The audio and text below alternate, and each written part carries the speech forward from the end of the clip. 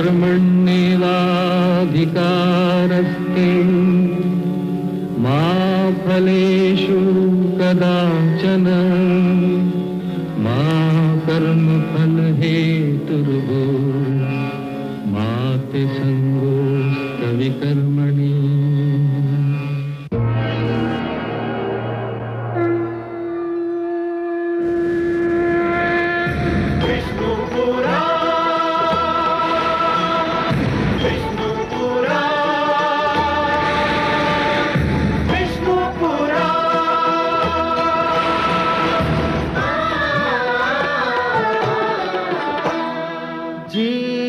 ज्ञान ब्रह्म ज्ञान अथ श्री विष्णु पुराण ओम की कथा महान जय श्री विष्णु पुराण विष्णु पुराण विष्णु पुराण विष्णु पुराण प्रकटे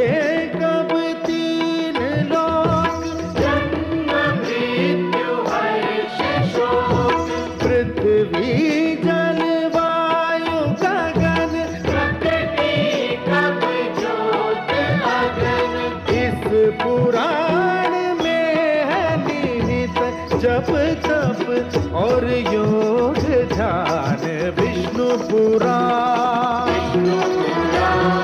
विष्णु पुराण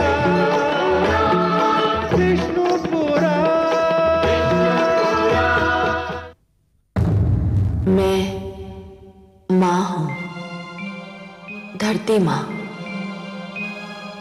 भगवान श्री विष्णु ने जब ये कहा कि अमृत पाने के लिए सागर मंथन आवश्यक है, तो वास्तव में वे ये कह रहे थे कि अपने गुणों और अवगुणों को जानने के लिए जीवन और मन का मंथन आवश्यक है। और श्री विष्णु का ये कथन आज भी उतना ही सार्थक है जितना कल था। और इस मंथन के लिए विरोधियों की सहायता भी लेनी पड़े तो उसमें संकोच नहीं करना चाहिए। विरोधियों के विचारों को केवल ये समझकर रद्द कर देना उचित नहीं कि ये विचार उनके हैं जो हमें अच्छे नहीं लगते। देवराज इंद्र किस प्रकार ये महान कार्य संपन्न करते हैं और दानवों को किन तर्कों से उनके विचार बदलने पर विवश करते हैं, इसकी प्रतीक्षा मैं भी कर रही हूं। अमृत वो अनमोल वस्तु है जिसे पीकर हम सब मृत्यु पर विजय पा सकते हैं। जिसको पीने वाला अमर हो जाता है, मृत्यु उसके निकट भी नहीं आ सकती। मृत्यु तो यूं भी मेरे शिष्यों के निकट नहीं आ सकती है देवराज। आ भी जाए तो उल्टे पांव लौट जाती है। आप भूल रहे हैं कि मेरे पास संजीवनी मंत्र है। दैत्य गुरु शुक्राचार्य, आप महान विद्वान हैं, महाज्ञानी हैं। संजीवनी मंत्र ने आपको इतना शक्तिशाली बना दिया है कि कोई आपके समक्ष सिर नहीं उठा सकता। फिर भी क्या मैं आपसे एक बात पूछ सकता हूं? अवश्य पूछिए देवराज, मैं आपको निराश नहीं करूंगा। यह सत्य है कि संजीवनी मंत्र के कारण दानव मृत्यु के भय से मुक्त हो चुके हैं। उन्हें मृत्यु आ भी जाए तो आप उन्हें पुनर्जीवन प्रदान कर देंगे। परंतु यदि आपको कुछ हो गया तब क्या होगा दैत्य गुरु? आप कहना क्या चाहते हैं देवराज?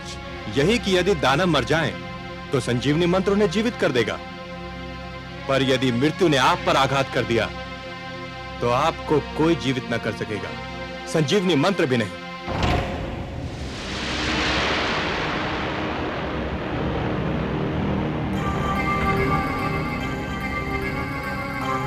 आपको तो भली भांति स्मरण होगा कि भगवान शिव ने क्या कहा था। कदाचित आप भूल गए हो तो मैं स्मरण करा दूं कि भगवान शिव ने कहा था कि यह संजीवनी मंत्र एक कल्प में एक ही बार केवल एक ही व्यक्ति को दिया जा सकता है। इसका अर्थ यह हुआ दैत्य गुरु कि यह खेल उसी समय तक सीमित है जब तक आप हैं। यदि आपको कुछ हो गया तो आप यह मंत्र किसी और को नहीं दे सकते कि आपकी मृत्यु की स्थिति में वो आपको पुनर्जीवित कर दे। और हे दानवराज, यदि दैत्य गुरु शुक्राचार्य नहीं रहे तो आप सबका क्या होगा? आप सब भी एक एक करके मृत्यु की गोद में समाते जाएंगे। केवल अमृत ही हम सबको मृत्यु से बचा लेगा।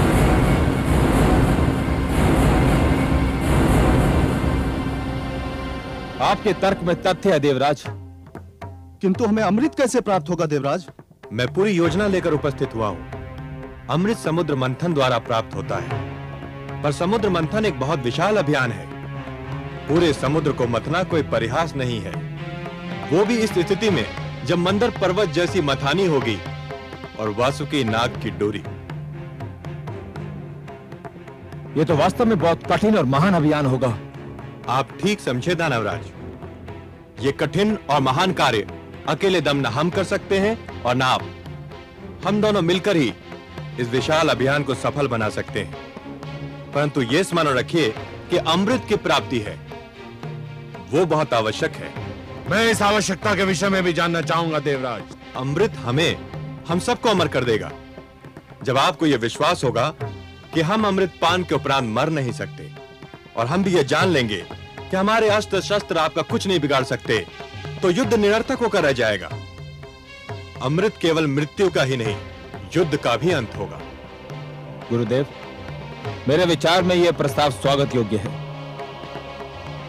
इस प्रस्ताव की महानता को नकारा नहीं जा सकता गुरुदेव। हमें देवताओं की बात मान लेनी चाहिए, हमें देवताओं की बात मान लेनी चाहिए।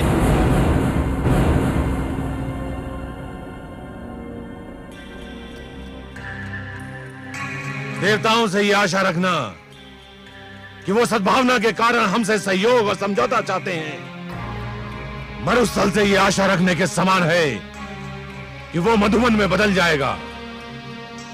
ये मित्रता, ये सहयोग की भावना, ये समझौते की इच्छा देवताओं के मन में अचानक कहां से जाग उठी देवराज इंद्र। ठोकर खाने वाले ही संभलने की चेष्टा करते हैं दैत्य गुरु। पराजय हमारे लिए वो ठोकर सिद्ध हुई जो हमें संभलने पर विवश कर रही है। सच तो यह है कि हम बार बार के युद्ध से ऊब गए हैं। दानवराज, क्या मैं समझूं कि आपने प्रस्ताव स्वीकार कर लिया है? मुझे देवताओं पर तनिक भी विश्वास नहीं है, परंतु देवराज आपके इस तर्क ने मुझे निरुत्तर कर दिया है कि मैं संजीवनी मंत्र से सबको जीवित कर सकता हूं, परंतु स्वयं को नहीं। मेरी मृत्यु की स्थिति में मेरे शिष्यों का भविष्य अंधकार में डूब जाएगा। अपने शिष्यों के हित के लिए मुझे आपका प्रस्ताव स्वीकार करने में कोई आपत्ति नहीं है।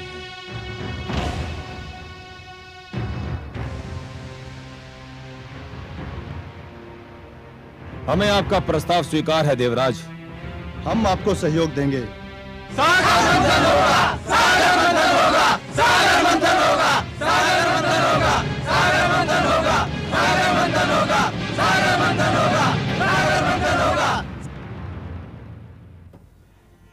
आज तो हमारे देवराज ने चमत्कार कर दिया महादेवी।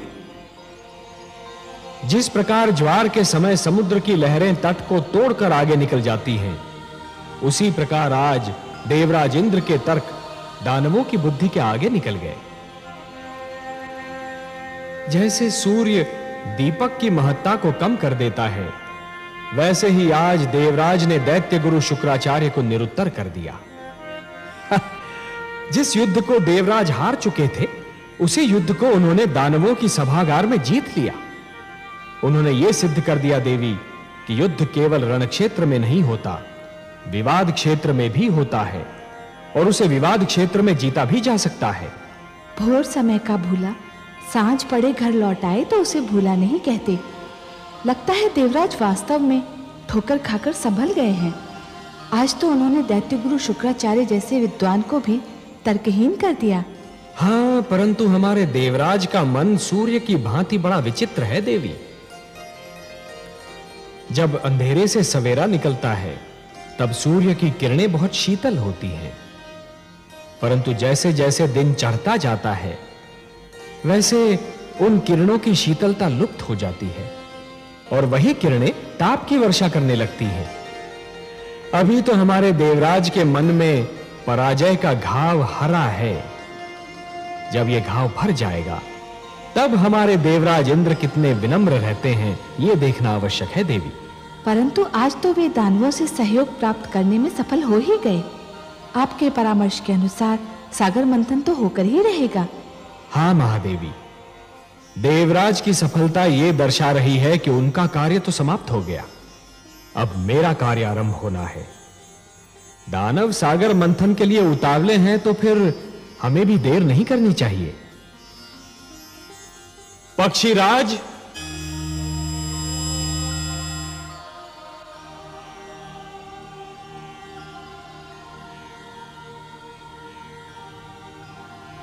आज्ञा है लक्ष्मीपति।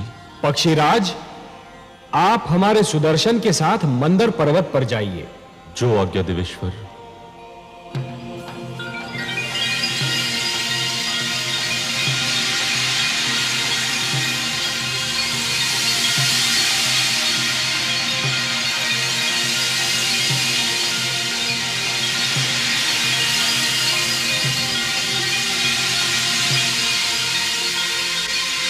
हे सुदर्शन, आप पक्षीराज के साथ मंदर पर जाइए और मंदर पर्वत को जड़ से काट दीजिए। और हे पक्षीराज, मंदर के जड़ से कट जाने पर आप उसे हमारे पुष्पक से बांधकर सागर तट पर ले आइए और फिर हमारे अगले आदेश की प्रतीक्षा कीजिए। मैं आपके आदेश की प्रतीक्षा करूंगा देवेश्वर।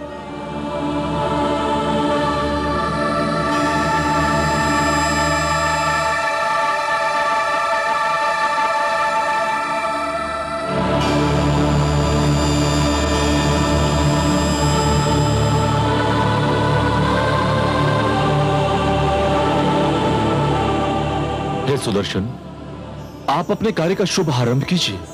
मैं पुष्पक लेकर लौटता हूं।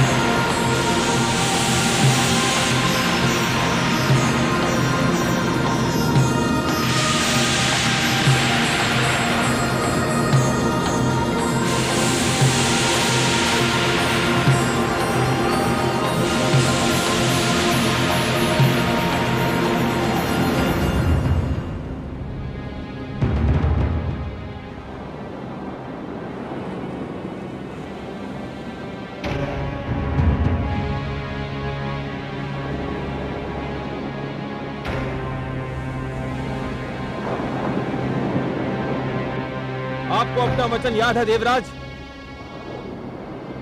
आपने कहा था सागर मंथन से जो भी निकलेगा वो आपके और हमारे मध्य समानता से बांटा जाएगा। हमने यही निश्चित किया था दानवराज, और हम अब भी अपने वचन पर अडिग हैं। तो फिर ठीक है, सागर मंथन का शुभारंभ होगा। पक्षीराज जैसे ही मंदर पर्वत लेकर आएंगे मंथन आरंभ कर दिया जाएगा।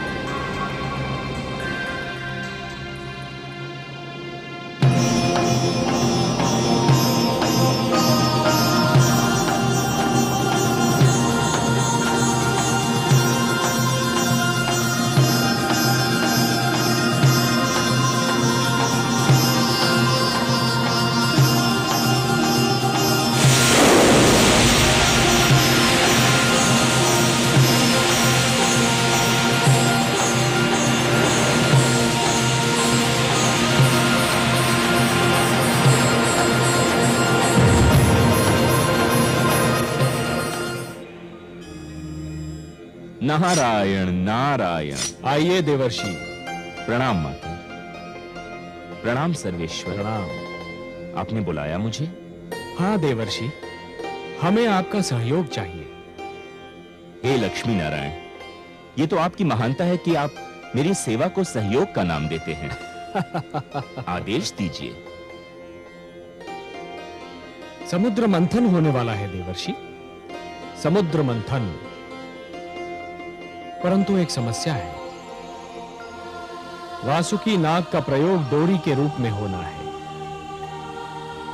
और मंथन के समय उसके मुख से ऐसी भयंकर अग्नि जैसी फुंकारें निकलेंगी कि जो पक्ष उसके मुख की ओर होगा वो झुलस कर मर जाएगा। ये तो सत्य है प्रभु। समस्या ये है देवर्षि कि यदि दानव मरे तो दैत्य गुरु शुक्राचार्य उन्हें पुनः जीवित कर देंगे, और यदि देवता मरे तो उनकी संख्या कम हो जाएगी और समुद्र मंथन संभव ही नहीं हो पाएगा।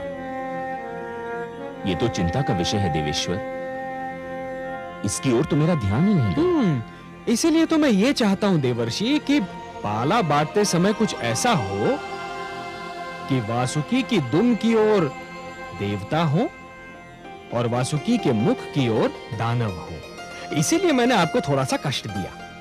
नारायण नारायण, आपकी लीला धन्य है प्रभु। देवर्षि, ये केवल मेरी लीला नहीं, आपकी बुद्धि की परीक्षा भी है। वासुकी के मुख की ओर दानव और दुम की ओर देवता। बस ये समझिए कि आपकी क्षमता की परीक्षा है ये। आपको परीक्षा लेने में और मुझे परीक्षा देने में जो आनंद आता है उसका अनुमान केवल मेरी लक्ष्मी माता को है। क्यों माता? नारायण नारायण।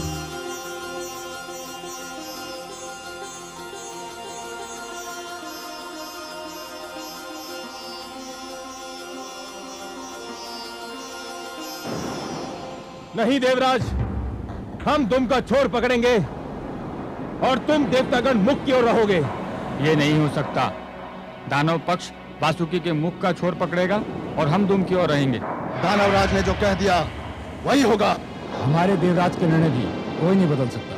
तो फिर समझ लो संधि समाप्त हो गई और समझौता भी टूट गया। नारायण नारायण।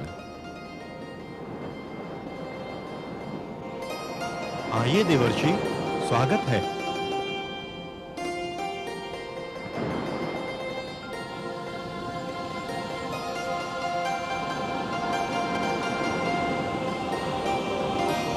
वातावरण का ताप बहुत बढ़ा हुआ दिख रहा है।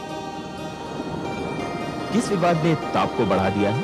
देवर्षि, आप ही निर्णय कीजिए। हमारा कहना है कि दानव वासुकी के मुख का छोर पकड़ेंगे और देवता दुम का छोर, पर ये दानव मान ही नहीं रहे हैं। हे देवर्षि, समझौते का प्रस्ताव देवराज लेकर आए थे, हमने मान लिया। अब हम प्रस्ताव रख रहे हैं तो देवराज क्यों नहीं मानते? उचित है, सर्वथा उचित है। देवराज, दानवराज का तर्क बुद्धिसंगत है। ये आप क्या कह रहे हैं देवर्षि? आप तो दानवों का पक्ष ले रहे हैं। मैं पक्ष नहीं ले रहा हूं देवराज, मैं तो वही कह रहा हूं जो न्याय संगत है। हे देवराज, शरीर में मुख श्रेष्ठ होता है या पांव?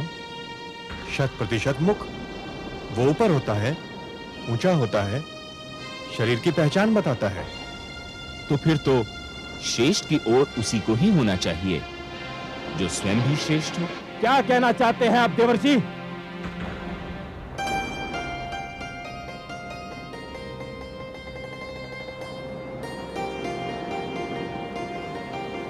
मैं ये कहना चाह रहा हूं दानवराज कि जिस प्रकार शरीर में मुख श्रेष्ठ होता है उसी प्रकार सृष्टि में देवता श्रेष्ठ हैं। इसलिए वासुकी के मुख की ओर तो देवताओं को ही होना चाहिए। आप हमारा अपमान कर रहे हैं देवर्षि। हमने देवताओं को परास्त किया है, युद्ध क्षेत्र में उन्हें सर झुकाने पर विवश कर दिया था। देवता श्रेष्ठ थे, अब नहीं है, और पराजित कभी श्रेष्ठ नहीं हो सकता। अब तो केवल हम श्रेष्ठ हैं। उचित है, सर्वथा उचित है। इस विषय पर तो मैंने भी नहीं सोचा था। श्रेष्ठ वही होता है जो विजयी होता है।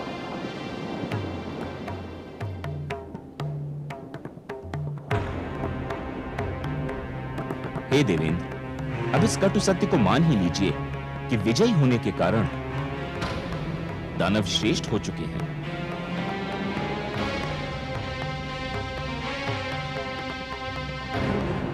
हे दानवराज, श्रेष्ठता की कुछ मांगे होती हैं और प्रथम मांग यह होती है कि उसे हमेशा श्रेष्ठ की ओर रहना पड़ता है। यह मांग तो तभी पूरी हो सकती है जब आप वासुकी के श्रेष्ठ भाग की ओर हो। यदि श्रेष्ठ की यही मांग है तो हम वासुकी के मुख की ओर का पाला स्वीकार करते हैं।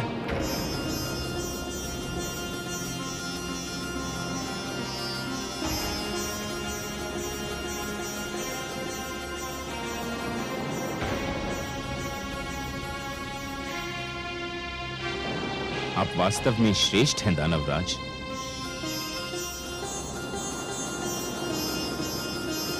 देवऋषि नारद की जय!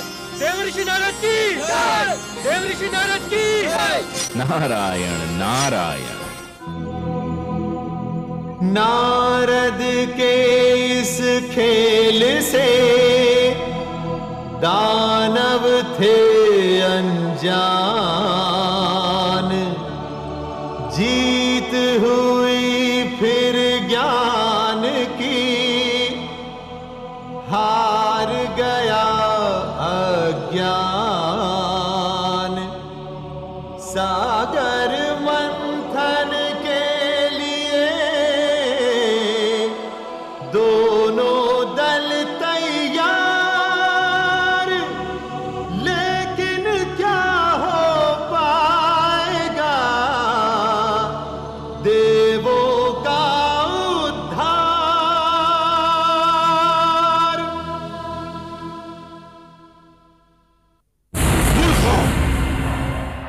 तुम जानते हो कि वासुकी के मुख की ओर रहने से क्या होगा? उसके मुख से ज्वाला के रूप में पुंकारें निकलेंगी और तुम सब झुलस कर रह जाओगे। देवता चतुर हैं और नारद उनसे भी अधिक चतुर। उन्होंने तुम्हें श्रेष्ठ कहकर तुम्हारी प्रशंसा कर दी और तुम उनके जाल में फंस कर रह गए।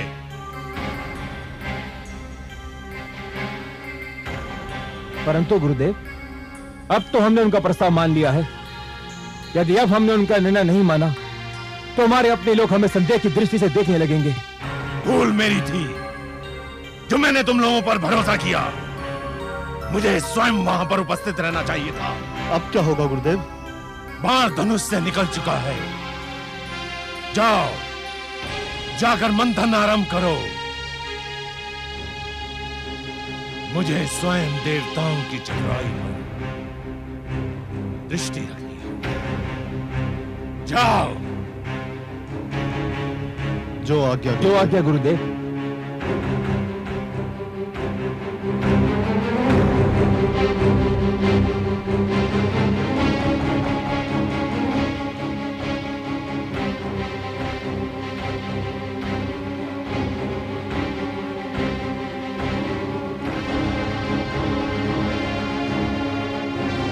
सर्वानु,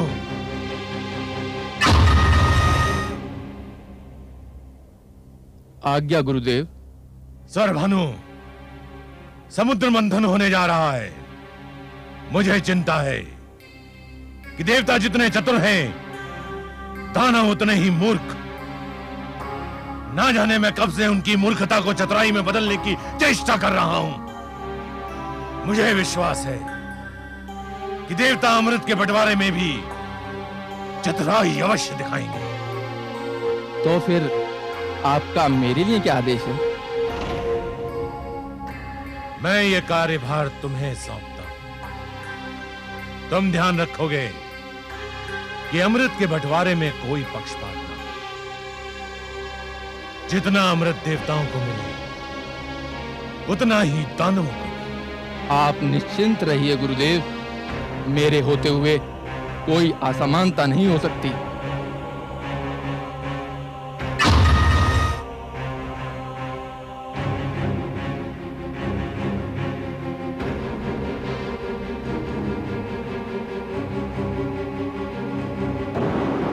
हे पक्षीराज, अब पर्वत को उठाइए और इसे समुद्र के बीचों बीच रख दीजिए।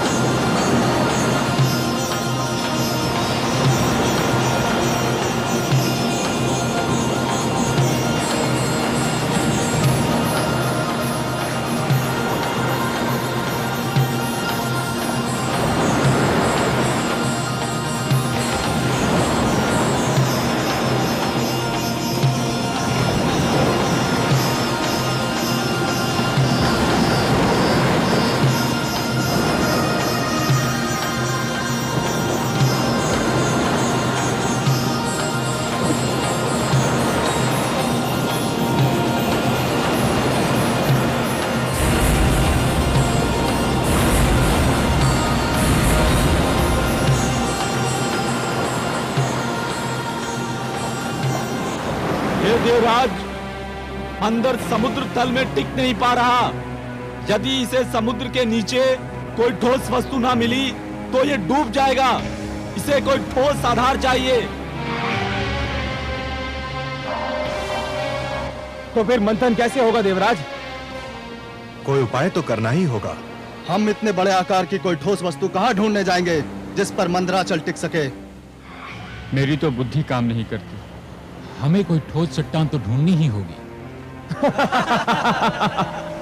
ये जटिल कार्य तो आप देवताओं को ही सुहाएगा। हमें अनुमति दीजिए। दानवराज ठीक कह रहे हैं, हमारे पास नष्ट करने को समय नहीं है। चलो दानवीरो, हो चुका सागर मंथन। ठहरिए दानवराज। देवराज, हम ठहर कर क्या करेंगे? मंथन तो संभव नहीं है। समुद्र मंथन यदि इतना सरल होता, अमृत का मिलना यदि इतना सहज होता दानवराज, तो यह कार्य कब का हो चुका होता। परंतु जैसे नागमणि को प्राप्त करने के लिए जोखिम झेलना पड़ता है, वैसे अमृत प्राप्त करने के लिए कठिनाइयों से तो जूझना ही होगा। परंतु इस कठिनाई का तो कोई उपाय दिखाई नहीं देता। उपाय है। हे देवराज, क्षीर सागरवासी भगवान विष्णु के अतिरिक्त और कोई नहीं जो हमारी सहायता कर सके। हाँ देवराज, केवल वही हमें इस संकट से उबार सकते हैं। हमें लक्ष्मी नारायण से सहायता मांगनी चाहिए। हमें अपने लक्ष्मीपति की स्तुति करनी चाहिए।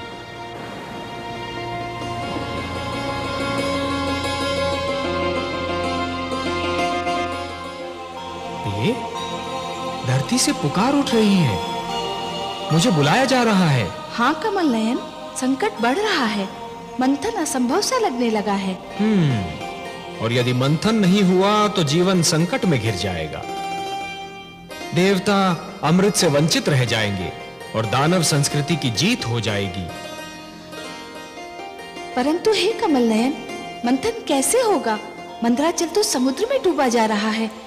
उसे स्थिर करने के लिए कोई महान ठोस वस्तु मिलेगी कहां से भला? प्रिय, मैं धरती और जीवन का पालक हूं। धरती और जीवन की रक्षा करना मेरा कर्तव्य है। मैं मंदराचल को अपनी पीठ पर रोक लूंगा। आप मंदराचल को अपनी पीठ पर रोकेंगे? हाँ प्रिय, मैं कूर्म का रूप धारण करूंगा। यह मेरा कूर्मा अवतार होगा। दूसरा अवतार, मंदर पर्वत मेरी पीठ पर टिक जाएगा और फिर समुद्र मंथन में कोई कठिनाई ही नहीं होगी। परंतु हे कमल नयन, आपने तो कहा था कि आप मानव लोक पर उसी समय जाएंगे जब मानव कल्याण को कोई संकट होगा। ये तो देवताओं और दानवों का झगड़ा है।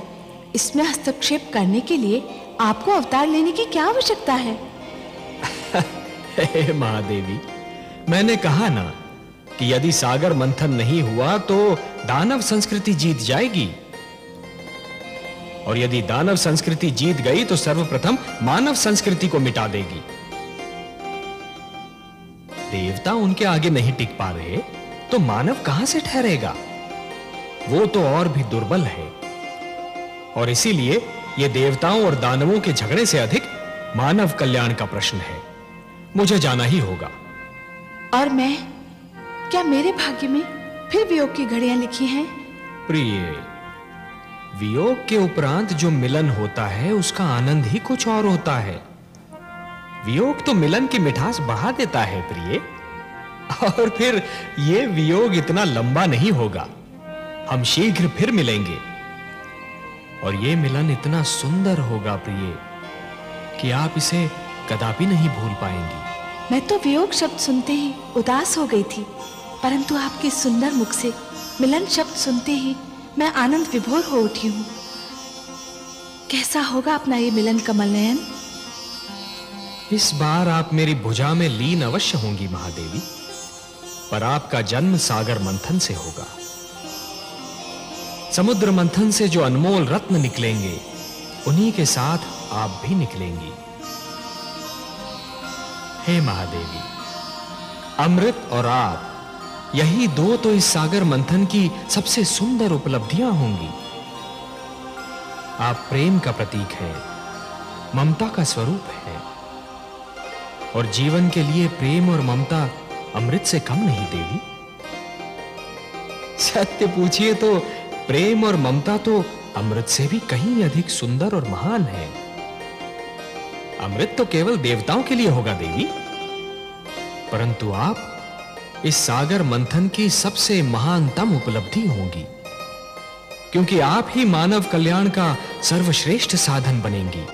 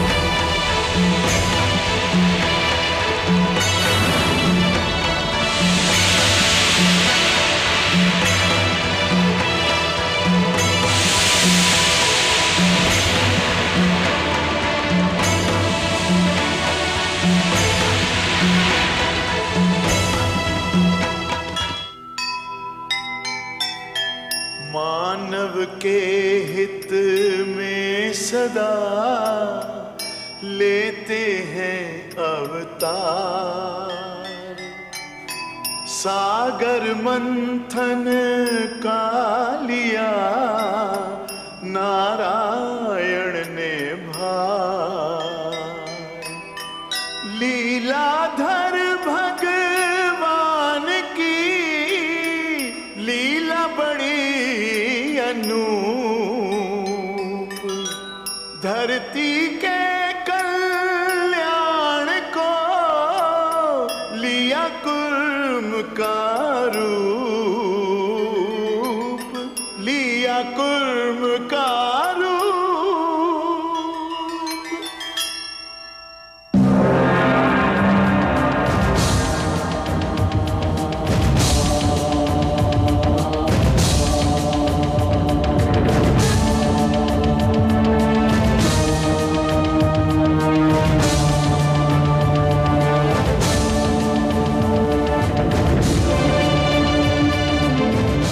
हे देवगण, तुमने मुझे पुकारा, मैं आ गया हूं।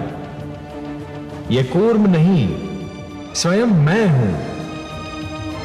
मैं सागर तल में जा रहा हूं देवगण। मैं मंदराचल को अपनी पीठ पर धारण करूंगा। फिर मंदराचल कदापि नहीं डूबेगा और तुम देव और दानव सरलता से सागर मंथन कर सकोगे।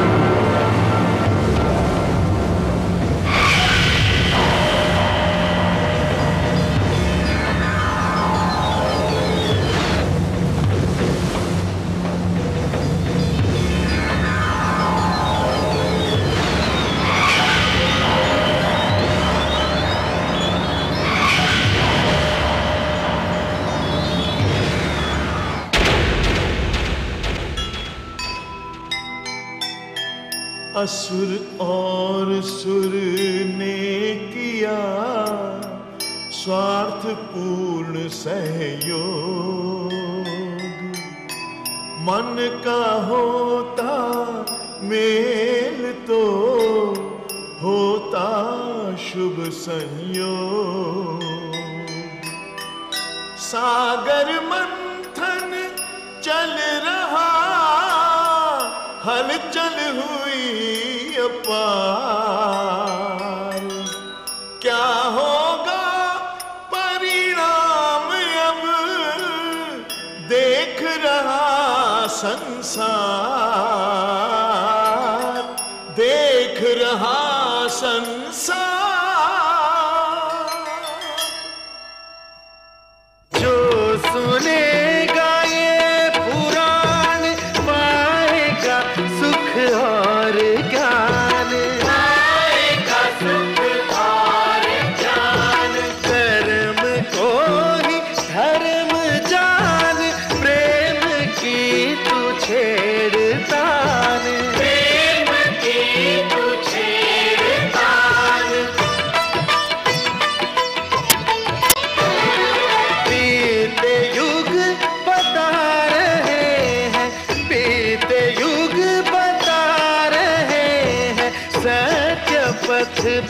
चल सुजान विष्णु